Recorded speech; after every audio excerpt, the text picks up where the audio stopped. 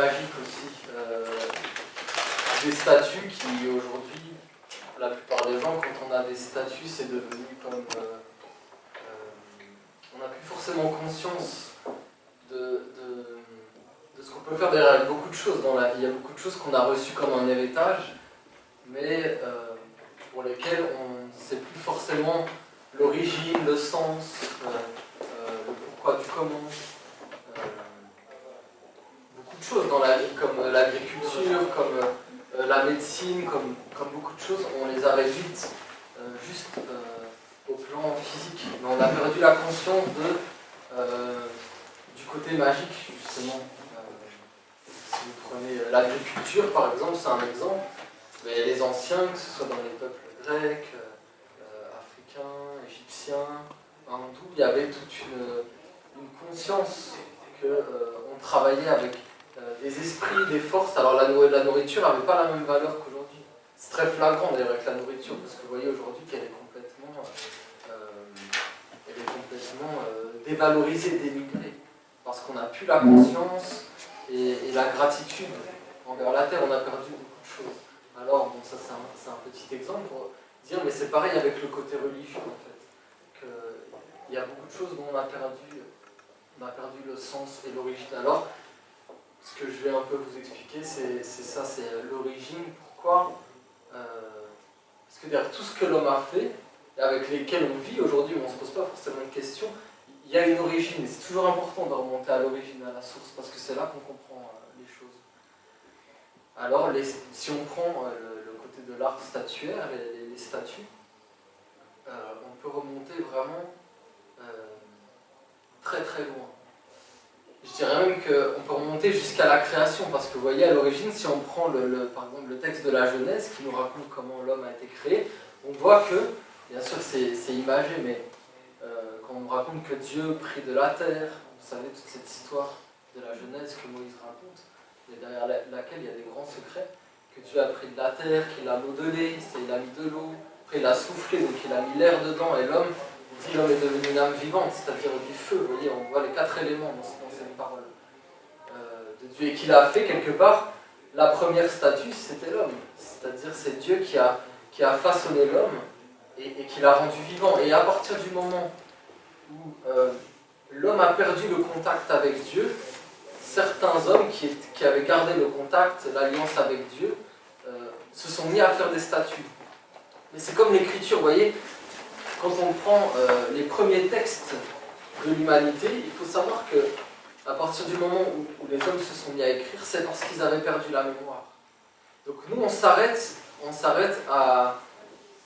aux époques où, par exemple, les statues sont apparues, où l'écriture est apparue, mais notre mémoire, elle ne remonte pas avant puisqu'on n'a pas de traces. Parce que la mémoire, on l'a par des traces. On se souvient de notre grand-père, notre arrière-grand-père, parce qu'il y a des photos, parce qu'il y a un cimetière, parce qu'il y a des traces. Si vous prenez les Égyptiens, par exemple, dont je vais vous parler un peu, s'ils n'avaient pas fait tout ce qu'ils avaient fait, s'ils n'avaient pas fait des statues, des temples, des pyramides, on aurait perdu leur mémoire. On ne saurait pas qu'ils avaient existé, on ne saurait pas qu'il y a eu cette façon d'être sur la Terre. Mais ce qui est intéressant, c'est de remonter avant et de savoir pourquoi, d'un seul coup, les hommes se sont mis à faire des statues ou à écrire des livres. C'est parce que, justement, ils ont perdu la mémoire. Voilà. Si on parle de statues, si on parle d'art, on va automatiquement parler de mémoire. C'est important de comprendre ça. Parce que avant l'homme, quelque part, c'était l'homme le temple, c'était l'homme la pyramide, c'était l'homme la statue. Il n'avait pas besoin de tout ça parce qu'il était.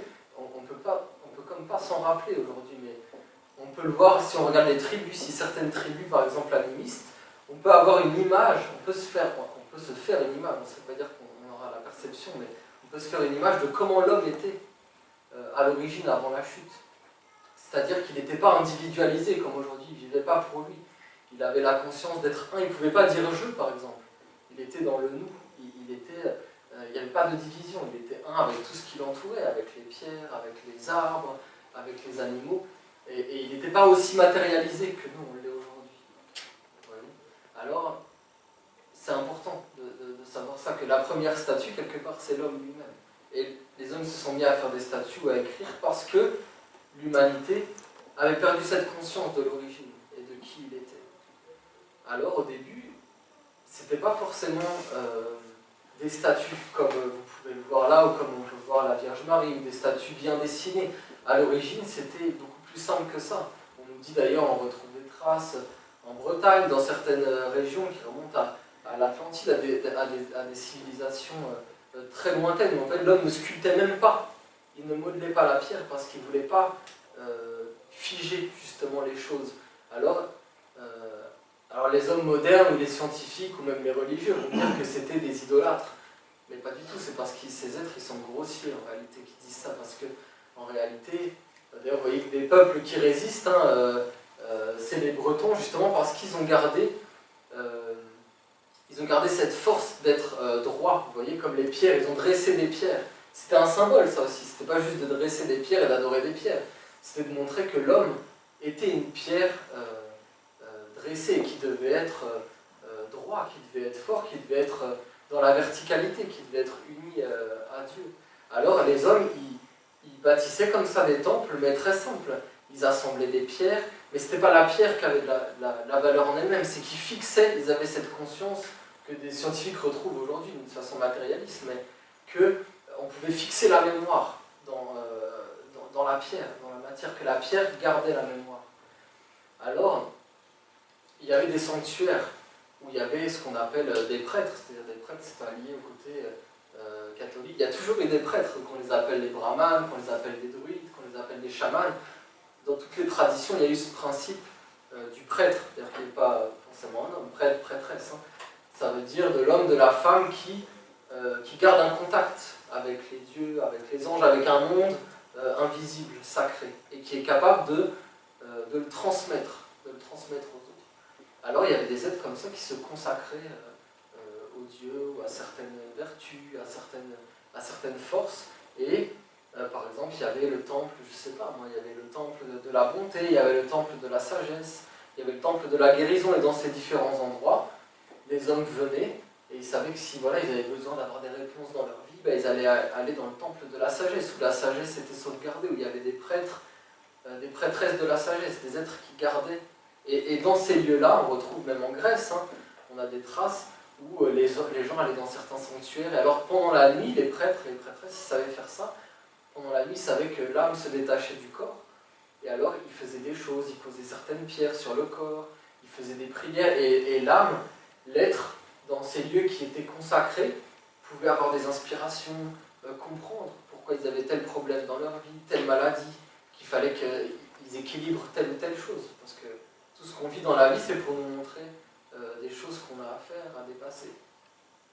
Alors il y avait toute cette sagesse, vous voyez, ça remonte vraiment à très très loin. Mais au début, c'était des pierres brutes. Et plus quelque part, plus les formes sont précises et dessinées, plus c'est un signe qu'on entre dans quelque chose de déchu. Et plus c'est simple, plus c'est près de Dieu en réalité.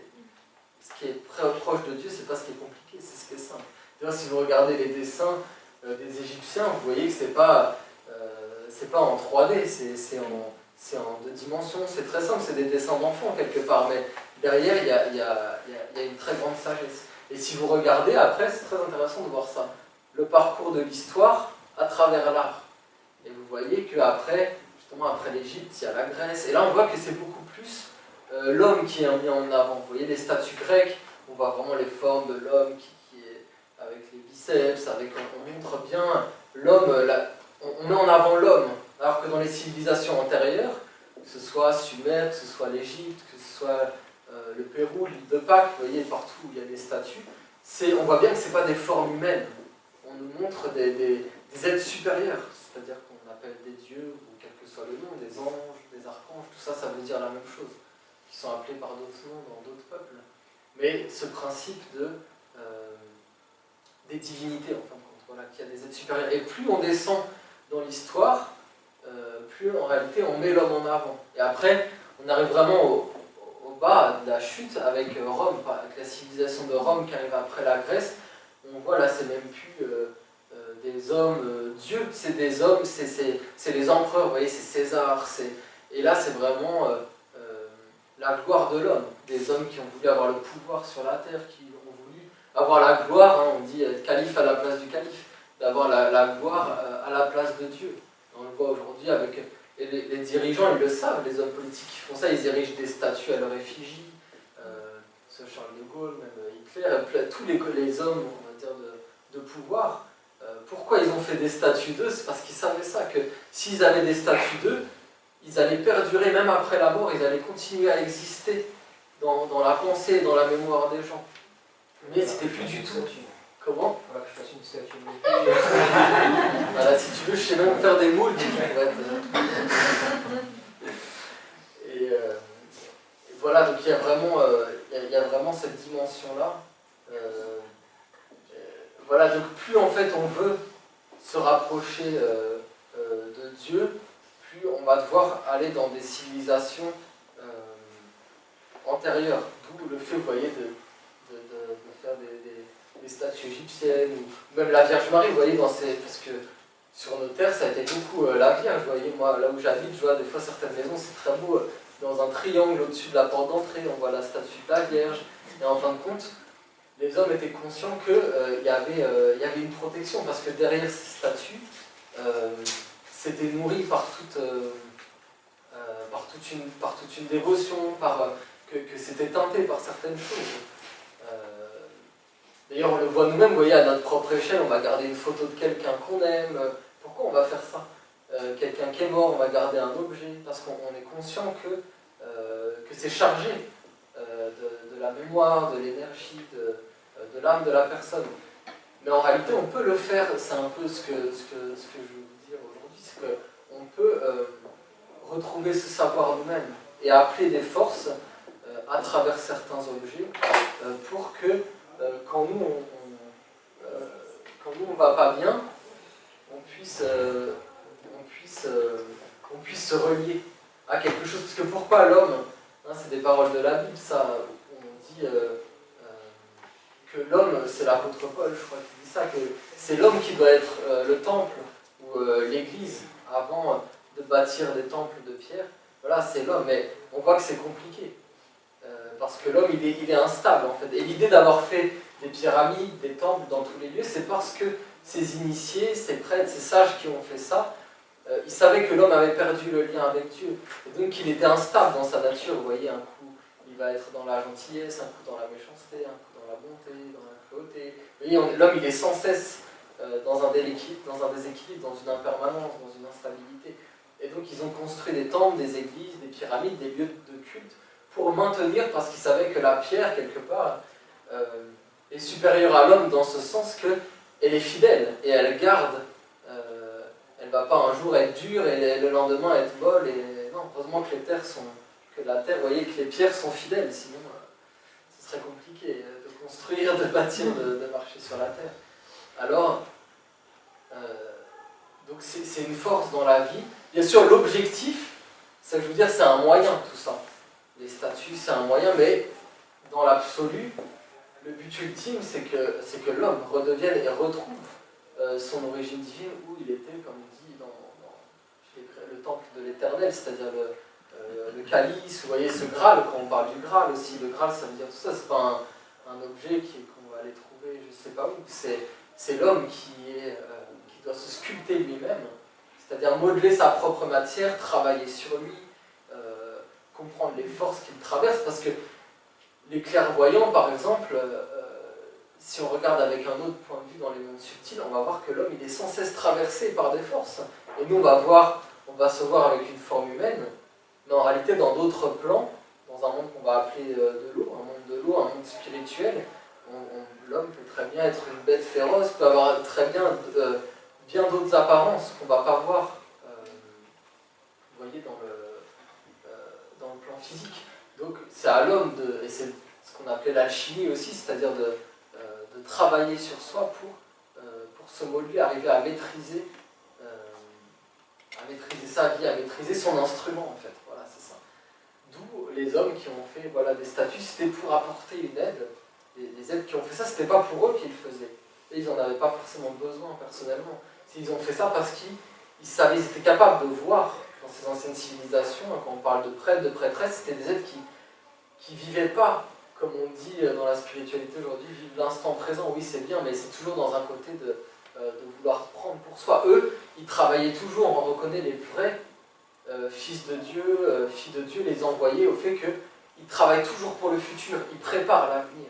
Ils ne travaillent pas pour eux, ils travaillent pour préparer un monde. Et les Égyptiens, si tous ces êtres ils ont fait ça, c'était parce qu'ils savaient que l'humanité allait perdre la mémoire de plus en plus et allait perdre le contact avec le monde sacré, avec le monde invisible, avec toutes ces choses. Donc ils ont légué, c'est un héritage qu'ils nous ont légué pour que on se rappelle que voilà, qu'une autre vie était possible. Voilà, c'est à peu près, si je dois résumer, c'est ça l'idée. Donc vous voyez, c'est important de comprendre pourquoi on fait les choses et la reliance, en fait. À quoi on est relié à travers une chose. Parce que par exemple, vous voyez le culte de la Vierge, c'est très beau, ça a marché pendant des siècles, mais en réalité, si les prêtres et les gardiens de la religion qui font ce culte n'ont plus vraiment un vrai contact avec Dieu, qui sont rentrés dans un sectarisme ou dans un dogmatisme, alors, sans le savoir, les êtres qui vont prier à travers tel statut, ils vont être reliés aux êtres qui font le culte, sans savoir forcément avec quoi ils vont se relier, parce que les hommes ils vont faire ça comme par superstition, comme par héritage, parce que leur maman le faisait, leur grand-mère le faisait, et c'est déjà très beau. Mais si derrière, c'est des êtres qui polluent la religion, qui amènent un fanatisme, un côté superstitieux, alors ça perd de sa force. En fait, c'est ça. Plus l'homme est conscient de ce qu'il fait, plus c'est fort. Mais plus on commence à faire les choses par passivité, par simple hérédité, par superstition, alors ça perd de sa force. C'est pour ça que nous, voilà, en tant que... Parce qu'aujourd'hui, voilà, c'est un peu comme une porte ouverte de la tradition essénienne. On reprend en main ce savoir de l'art, des statues, mais en mettant les forces originelles, ce qui était à l'origine, pas ce qui a été dénaturé avec le temps. Et par exemple, vous voyez cette statue que j'ai amenée du dieu Thoth.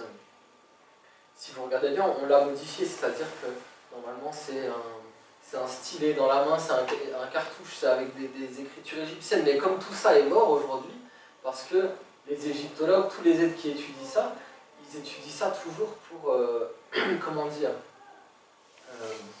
pour l'homme, pour la gloire de l'homme. Ils ne savent pas vraiment lire, ils essaient de décrypter les hiéroglyphes, ils ont perdu l'intelligence, ils ont perdu le sens.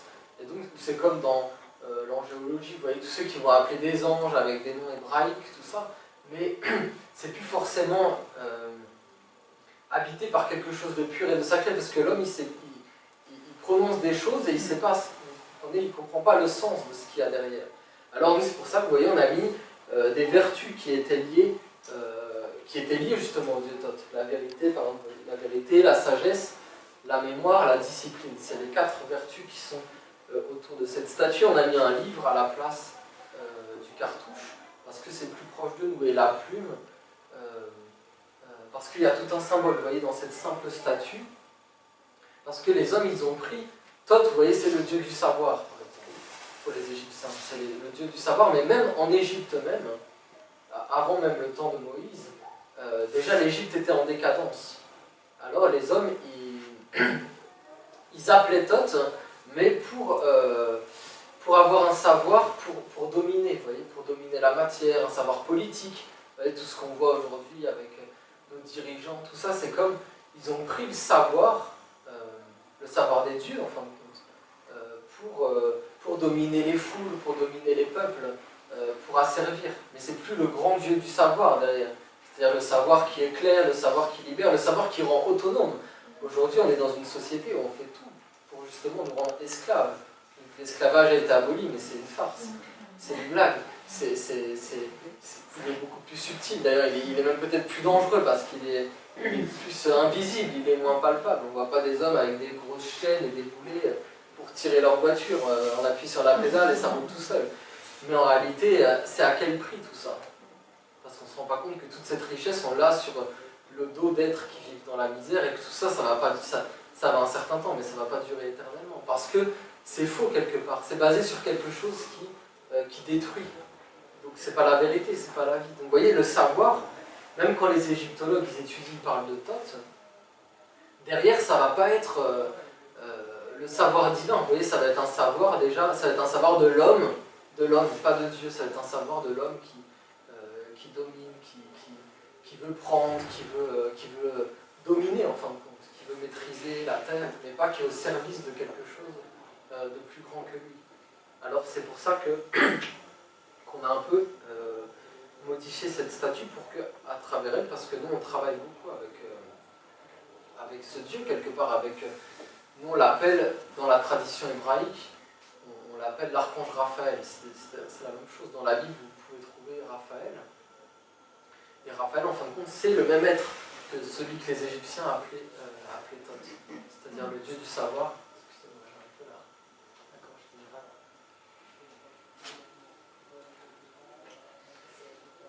Et donc, nous, en tant qu'Esséniens, on veut rendre le savoir comment dire, pur. On veut faire en sorte que le savoir, on ne dit pas qu'on l'a, mais disons qu'on veut permettre au savoir voilà, d'être moins abstrait.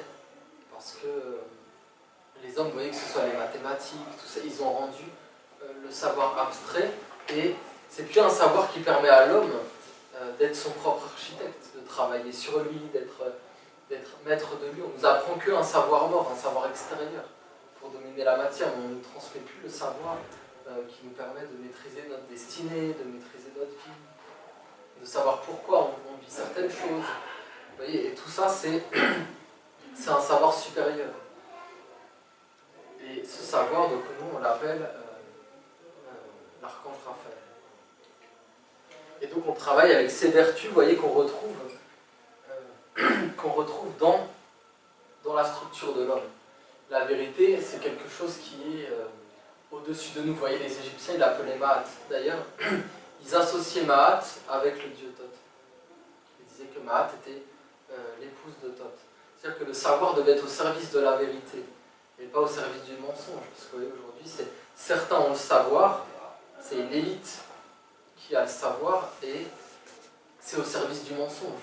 C'est pour nous mentir, c'est pour nous faire croire des choses qui ne sont pas vraies. Le savoir doit toujours conduire vers la vérité. Si le savoir ne conduit pas vers la vérité, on doit se poser des questions. Alors le savoir essénien, l'enseignement essénien, c'est vraiment un savoir qui veut nous conduire vers l'autonomie. Et après, on a mis la sagesse. Vous voyez, la sagesse, ça correspond plus justement à la sphère de la tête, et que l'homme soit dans la sagesse, c'est-à-dire qu'il maîtrise sa vie, qu'il sache pourquoi il pense, quand il parle, pourquoi il parle, qu'il soit conscient de tout ce qu'il habite. C'est ça la sagesse. Après la mémoire, vous voyez, la mémoire, elle s'est liée au centre du cœur. C'est la mémoire c'est le cœur, pardon, qui nous fait garder la mémoire. On a la mémoire en réalité dans la vie de ce qu'on aime. Si on aime une chose, on va garder la mémoire de ce qu'on aime. Après, on a mis en dernière vertu, c'est la discipline. Parce que l'homme, s'il veut avoir le savoir, il doit être discipliné. Vous voyez, un scientifique, par exemple, qui va faire des expériences, il est obligé d'avoir une discipline.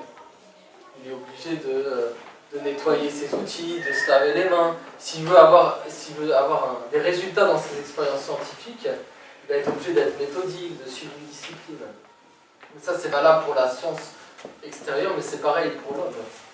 Si l'homme il veut avoir le savoir, il doit travailler sur lui. Ça se mérite, le savoir. Le savoir, on l'a en faisant les choses. C'est pas quelque chose qu'on va nous apprendre de l'extérieur.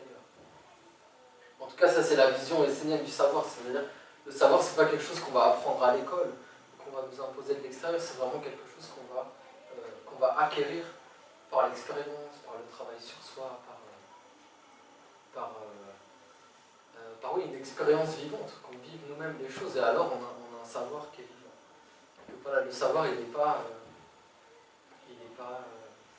n'est pas gratuit, il se gagne. Il se gagne par le travail sur soi, par beaucoup de choses. Alors, si on veut par exemple travailler avec cette statue, vous voyez pourquoi on met un livre? Parce que cette statue, elle veut nous dire que l'homme doit écrire lui-même sa propre vie. D'ailleurs, vous voyez, on n'a mis aucune sur le livre, c'est des pages vierges. Elles sont blanches, les pages, parce que c'est l'homme qui doit écrire sa propre vie. C'est pour montrer, ce Dieu, il veut nous montrer que voilà, les choses ne sont pas écrites, il y a une partie dans notre vie qui est comme imposée. Si vous regardez l'astrologie, si vous regardez l'hérédité, toutes ces choses, on voit qu'il y a une partie de nous-mêmes qui est comme déjà modelée, vous voyez, prédestinée. Il y a des choses qui sont très difficiles à dépasser en nous, parce que c'est pas forcément nous, ça nous a été légué, c'est nos influences astrologiques, c'est notre hérédité. Et il y a une autre partie de nous-mêmes qui est ce qu'on appelle le libre arbitre, c'est-à-dire où l'homme, il peut venir sur la terre et il peut avoir très bien une très belle destinée, même une grande destinée, et il peut très bien passer à côté. C'est pas la vie, elle se fait pas toute seule. Il y a une partie qui est écrite et il y a une partie. C'est pour ça qu'il y a des pages avant, vous voyez, c'est comme la partie de tout ce qui est déjà écrit, avec lequel on doit composer quelque part ce qui est notre matière, justement qu'on doit sculpter nous-mêmes, et il y a une partie qu'on doit écrire nous-mêmes. C'est pour ça qu'il a, vous voyez, dans la main gauche, il a la plume, c'est-à-dire le côté, il y a les deux côtés visibles, c'est-à-dire ce que tu écris, ce qui apparaît de ta vie, ce que tu fais de ta vie, et puis la plume, c'est comme quelque chose de plus spirituel en toi, c'est ton intention, c'est tout ce qui va t'animer dans l'invisible. C'est-à-dire que tu dois, vous voyez, il tient la plume, c'est-à-dire dans la vie, est-ce que tu es conscient de qui écrit dans ta vie? Non, des fois, il y a des choses, tu te laisses faire, tu te fais influencer, et tu te dis, mince, après coup, tu te rends compte que tu t'es fait comme, on va dire, je me suis fait avoir, par exemple, c'est une expression qui est révélatrice. Ça veut dire c'est quelqu'un qui a pris la plume de notre vie et qui a écrit à notre place. Donc cette statue, elle dit vraiment, Thoth, il dit vraiment, voilà, le savoir, c'est de savoir justement en premier qu'est-ce que tu veux toi. Ne cherche pas à acquérir toutes les connaissances du monde, sache d'abord ce que tu veux toi et prends ta plume en main, c'est-à-dire prends ta vie en main et écris ce que tu veux voir, se réaliser. C'est le côté subtil d'ailleurs, vous voyez, qui est dans la main gauche, le côté droit qui correspond plus au côté visible, concret, et la plume c'est le côté subtil, l'intention des choses qu'on va mettre dans les choses. Donc avec cette statue, par exemple, si vous voulez travailler avec une statue comme ça, elle va vraiment aider l'homme à travailler justement sur sa propre matière pour acquérir le savoir. Et pourquoi on peut se demander aussi, non, c'est pas que seulement pour attraper les poissons. Pourquoi on a mis un long bec? Pourquoi on a pris l'ibis pour le savoir? Parce que ça veut dire, vous voyez, le bec, il a un côté perçant, vous voyez, il est très fin. Ça veut dire c'est celui qui veut avoir le savoir, il doit aller au bout des choses. Il doit vraiment être un chercheur, il ne doit pas s'arrêter en chemin, il doit vraiment être déterminé pour comprendre le sens de la vie, pour dépasser certaines choses dans sa vie. C'est pour ça qu'ils ont pris cet animal, parce que l'ibis, il est capable de descendre sous l'eau, c'est-à-dire là où c'est invisible, pour aller chercher les poissons, c'est-à-dire en nous ce qui est inconscient, et le faire remonter à la surface, et le conduire dans la lumière du soleil, vous voyez, pour le rendre clair, en fin de compte. Et donc nous, par exemple, vous voyez, dans le savoir essénien, justement, le savoir pratique, on va utiliser, on a ce livre que Thoth tient dans la main, ce qu'on appelle le livre des génies. C'est comme, vous voyez, ce très beau dessin animé de Aladdin, avec la lampe d'Aladin, c'est un peu ça. C'est-à-dire qu'à travers ce livre, c'est un livre comme d'incantation. On va mettre justement qu'est-ce qu'on veut dans la vie, qu'est-ce qu'on traverse. Vous voyez, un peu le principe du journal de bord. Sauf qu'on va le travailler d'une façon spirituelle pour des buts.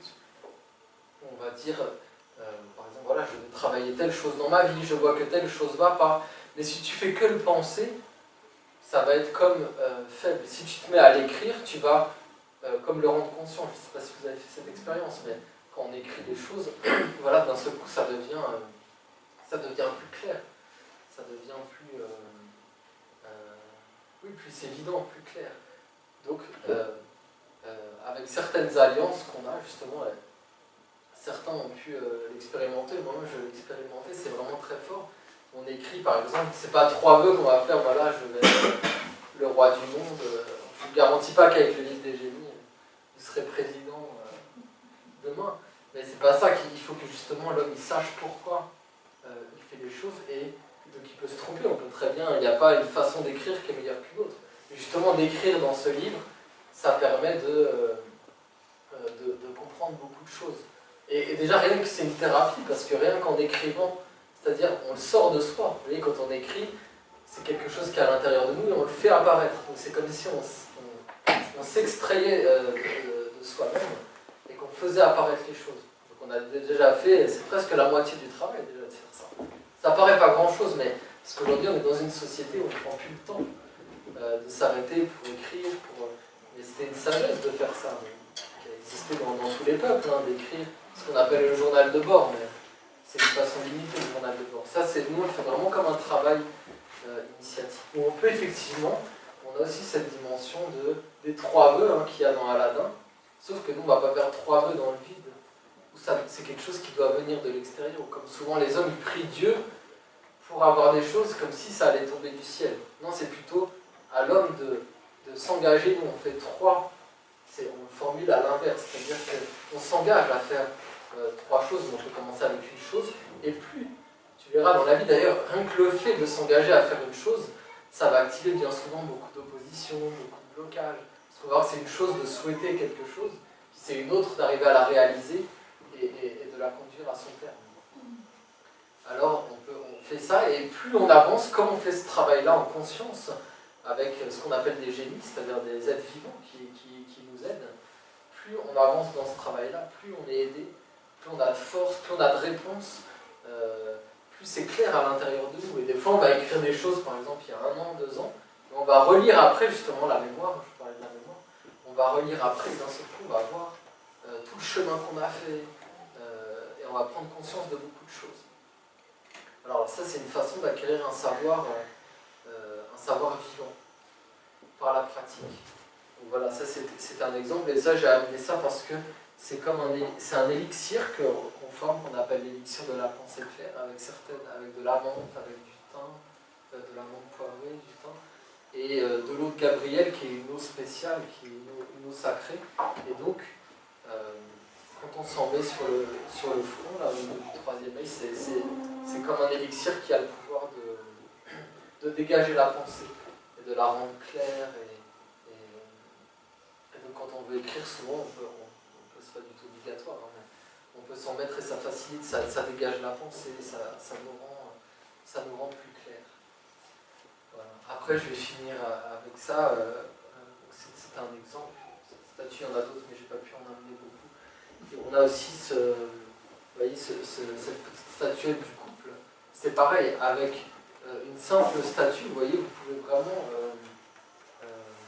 faire tout un travail. Par exemple, avec cette statuette, ça va être un travail plus sur le couple, la famille, c'est-à-dire qu'on peut très bien prendre une statue.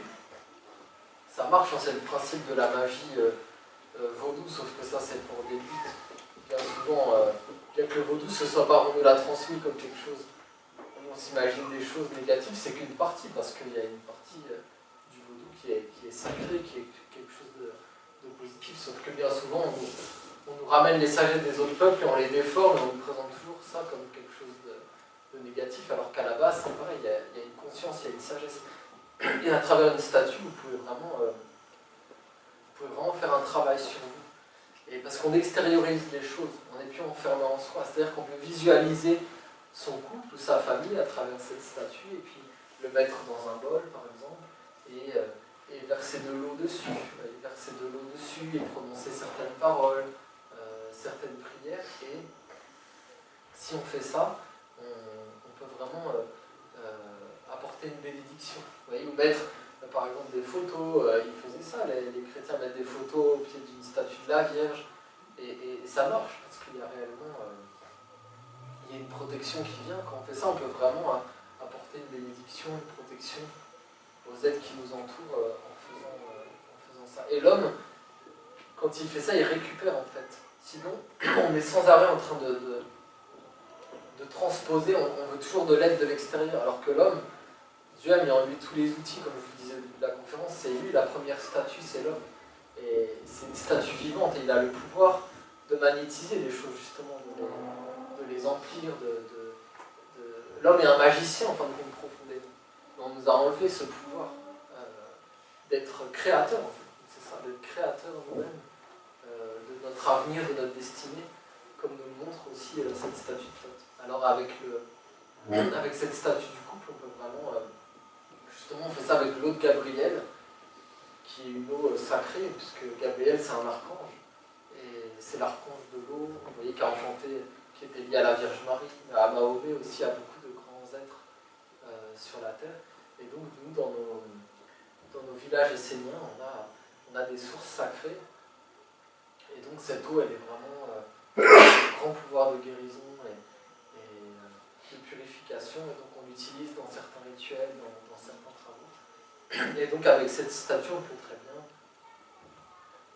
par exemple, pendant 7 jours, c'est des lois, vous voyez, 7, c'est un chiffre sacré, mais c'est pas que symbolique, c'est vraiment magique, c'est-à-dire que si on peut par exemple faire un travail pendant 7 jours avec une statue comme ça, et vous verrez que en faisant ça, vous pouvez vraiment amener une bénédiction dans votre couple, dans votre famille, parce que tout est vivant. Si vous le faites, je ne vais pas vous dire de le faire, mais si on fait un test dans l'autre côté, dans le côté négatif, vous verrez que c'est vivant. Si vous prenez une photo de quelqu'un et que vous le maudissez tous les jours, que vous dites des paroles, que vous, je ne sais pas, je ne dis pas de faire ça, mais si vous le faites, c'est sûr que vous allez être mal à l'aise quand vous allez croiser la personne et vous allez voir que c'est vivant. Parce que si tu prononces certaines... La parole est vivante, les yeux sont vivants, les regards sont vivants, et tout ce qui sort de nous agit. On est tous des magnétiseurs en réalité. Et donc, sauf que là, nous, ça va être vraiment... On va faire des travaux comme ça, mais pour le bien, pour apporter une guérison, un baume, une purification, quelque chose qui libère, quelque chose qui dégage. Vous voyez, c'est des choses simples en apparence, mais qui permettent à l'homme de récupérer en fait son pouvoir créateur, son pouvoir de magicien, parce que fondamentalement, vous voyez, on voit de plus en plus des films, hein, Le Seigneur des Anneaux, Harry Potter, tout ça, c'est parce que quelque part, au fond, l'homme, il sait qu'il y a une féerie, qu'il y a une magie, mais on est dans un monde tellement matériel que on perd la conscience de tout ça. Mais au fond, l'humanité, c'est à ça qu'elle aspire, parce que voilà, on ne veut pas être que des corps, on veut être des âmes, on veut être capable de créer notre propre avenir, et pas qu'on nous l'impose justement par des êtres qui ont l'élite du savoir, c'est-à-dire qu'eux, ils savent certaines choses qu'ils ne vont surtout jamais dire aux autres, et ils se servent du savoir. Donc de Thoth, donc d'un héritage sacré, vous voyez, c'est comme, ça va loin si on pense comme ça veut dire que c'est une profanation quelque part. Le savoir, on ne peut pas en faire ce qu'on veut, et si l'homme il détourne le savoir ou la science pour détruire, pour asservir, à un moment donné, il aura le retour, et il aura la conséquence de ses actes. Donc nous, voilà, on veut vraiment redonner au savoir ses lettres de noblesse, et faire en sorte que ce soit un savoir qui libère, qui éclaire, et qui surtout rend l'homme autonome. Parce qu'au final, c'est ça, c'est chaque être humain doit retrouver qui il est, quelle est sa statue justement, et être capable de se modeler et d'être vraiment une statue de Dieu, c'est-à-dire un être qui va porter des vertus, qui va porter des forces, et qui va être actif, et qui va savoir quelle est sa destinée, et qui va agir dans ce sens. Voilà, c'était quelques paroles sur une première ébauche, on va dire, sur l'art. Voilà, je ne sais pas si vous avez des questions. C'est vous qui faites les statues? Oui, je l'ai fait. Mais c'est en quoi? En bois?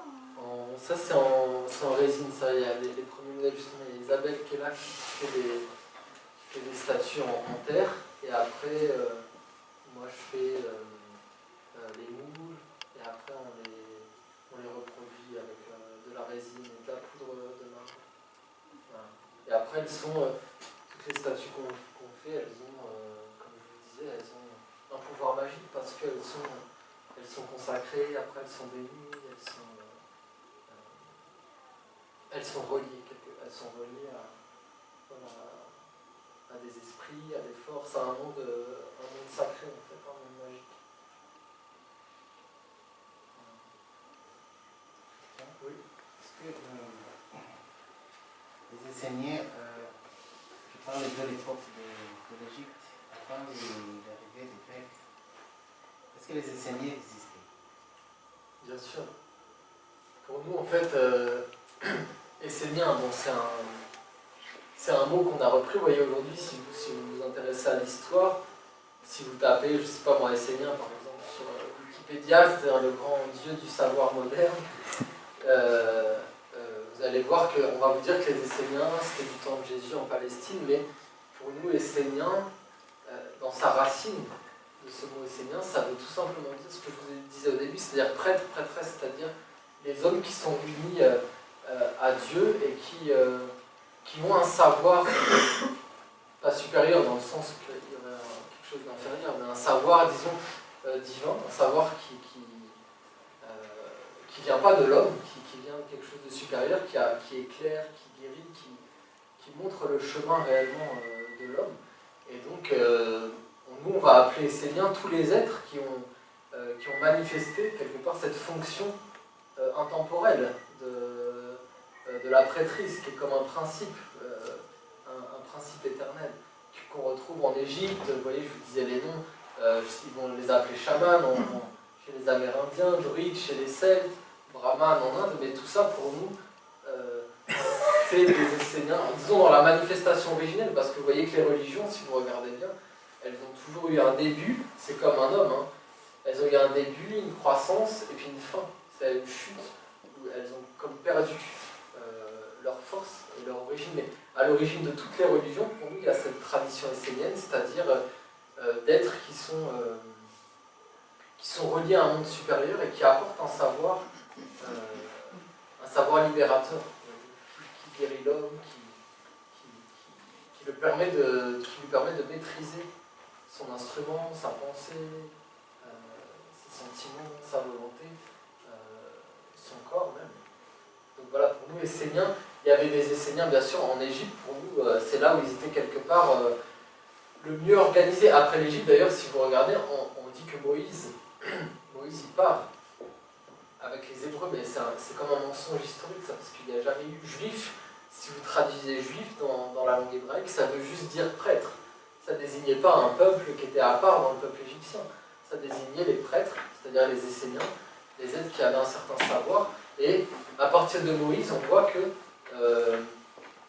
on a comme détrôné, voilà, il y a des hommes, c'est ça, des hommes qui ont été initiés, on voit ça dans beaucoup de religions, qui ont été initiés qui ont eu certains pouvoirs, et qui d'un seul coup, au lieu de mettre ça au service de l'humanité, ont pris le savoir pour apparaître comme des dieux. On le voit très bien justement à l'époque de Moïse, qui était un Égyptien, qui était comme le pharaon légitime, et l'autre, Ramsès II, qui prend sa place, et justement qui dresse des statues à son effigie, c'est très révélateur, et qui apparaît comme un homme de pouvoir, et à ce moment-là, on dit, voilà, le peuple d'Israël fuit l'Égypte.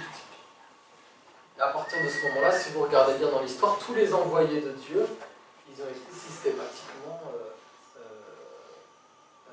pourchassés, tués, traqués, comme on voit Jésus, vous prenez Jésus, Mani, si vous regardez dans nos régions, les Cathares, après on voit que ce peuple des enfants de la lumière, des Esséniens, était comme en exil, en quête de la terre promise, justement. La terre promise, ça veut dire simplement que l'homme retrouve sa vraie patrie. Donc pour nous, les Esséniens, voilà, c'est quelque chose qui désigne un état d'être, en fait, plus c'est pas une étiquette extérieure, c'est un état d'être de l'homme qui est un prêtre ou une prêtresse, c'est-à-dire qui travaille pour Dieu, qui travaille pour l'humanité, qui travaille pour les autres, en fait, pour aider l'humanité, pour aider tous les êtres, et qui est dans le respect de tous les règnes, avec les animaux, qui ne se coupent pas de la mère terre. Voilà, pour nous ça c'est très important. C'est pas des hommes qui enferment la religion, qui vont faire de la religion quelque chose d'abstrait. C'est les êtres qui gardent la religion pure et qui font que la religion et le bonheur, en fin de compte, c'est que c'est la vie simple qui permet aux hommes de vivre en harmonie avec la nature, avec les étoiles, avec tout ce qui les entoure.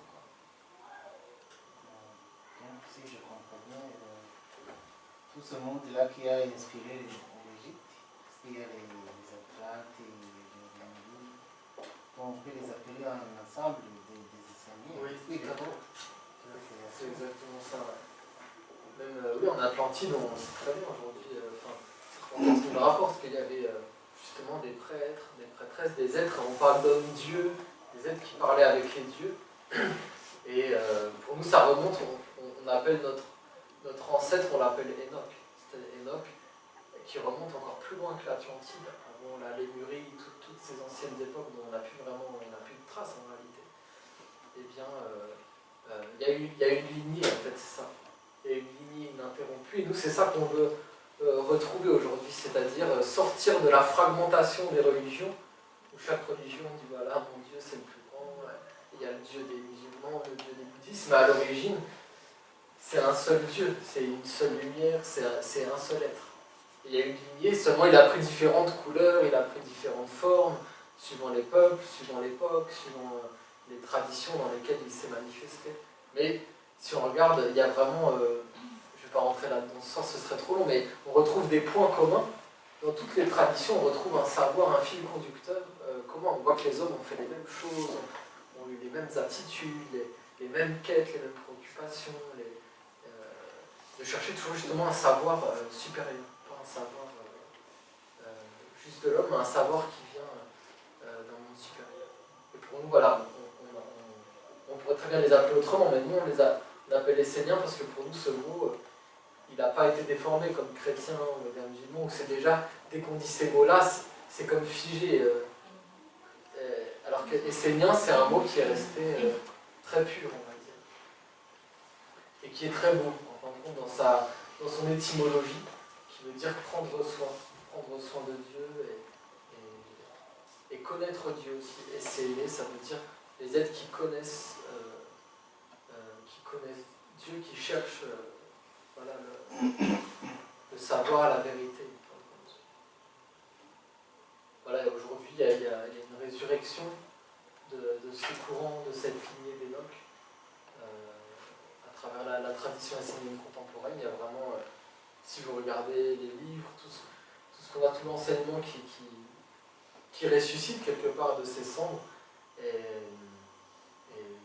qui prend une nouvelle forme pour adapter à notre époque. En fait. Mais c'est toujours le même enseignement, voilà, la même tradition, le même savoir. Voilà. Je ne sais pas si je vais pas vous retenir. Thank you for information. Okay. Just my question between Jesus, the civilization, the high civilization of Egypt, 3,000 years, and there are two philosophies, religion and civilization, medicine, and the architecture of the pyramid. What does affect your philosophy or your church from Egypt? The philosophy of religion or the civilization for the life, like medicine or any architecture? What does affect you because 3,000 years in between? Je peux répondre en français. I hope. Je peux essayer de traduire. You get my question? Yes. You understand my question? Could you please repeat your question? Yes. My question between yes. Ouais, tu peux aller prévenir alors. Entendez la question. Non, j'ai pas bien entendu, j'ai pas bien. Could you repeat your Yes, question? between Jesus, Entre Jésus et and the high civilization of Egypt, 3,000 years. la grande civilisation d'Égypte il y a 3000 ans, entre les deux. Voilà, c'est ça. In this time, the Egyptian philosophers, they have philosophy of belief in God, or religion, and they have philosophy for civilization, like architect, building, premier, and the medicine. All this. Who's affected your church from this? Comme ce que j'ai compris, C'est comment, bon, en Égypte, il y a eu l'architecture, la philosophie, comment tout ça, il y a 3000 ans, peut en fait être lié, ou comment ça affecte nos recherches, vos enseignants. Où est le lien? En gros, c'est intéressant. c'est intéressant. It is 3000 years, is very long. And that Parce is- que Avec 3000 ans de différence. justement, il n'y a pas eu vraiment, de coupure. There is no rupture, there is no break, in fact. On le voit à travers, pour nous, effectivement, 3000 ans avant Jésus, c'était vraiment la grande Égypte. We can see it 3000 years before Jesus. It was the high moment. Ouais, c'est ça, la grande Égypte. Et après, ça a Big été Egypt. vraiment vers une décadence. And then after we went through, Crisis, yes. Ouais. Et on le voit par exemple à travers le pharaon Akhenaton, we can see it through the Pharaoh Akhenaten. parce qu'on voit qu'il est, et justement, il est assassiné. Donc on voit que He has been killed. déjà il y a des intérêts autour dans le gouvernement qui à l'origine de l'Égypte étaient des êtres consacrés à Dieu, des êtres purs, qu'il y a des forces qui viennent déjà pour prendre le pouvoir à la place de Dieu. Yes, I think it can be. But you still believe in your church the Egyptian philosophy is still value to you? Mais plus justement dans sa... C'est plus dans son ancienne forme. Comme, It's more in his ancient form, not what we know from. c'est comme la parole de Jésus qui dit It's like the word of Jesus. la lettre tue, seul l'esprit vivifie, la forme elle change, mais l'esprit qui l'anime perdure en fait. Il prend d'autres formes. Well, he said the letter kill, just the spirit vivify. But actually take another form. It's always here, but taking Et que tu another peux shape. répondre à sa question, vraiment plutôt, c'est que toutes les préoccupations que les Égyptiens avaient, All the preoccupation for the Egyptians. tout le savoir qu'ils ont mis en place, That they put together. il a été comme justement rejeté de la civilisation à travers Moïse. Pour nous, c'est un moment très particulier de l'histoire. All of this has been rejected at the moment when.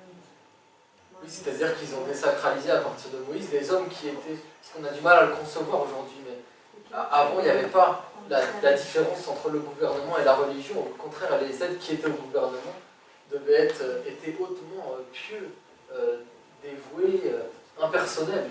Before there was no differentiation between the government and the religion. It was the same.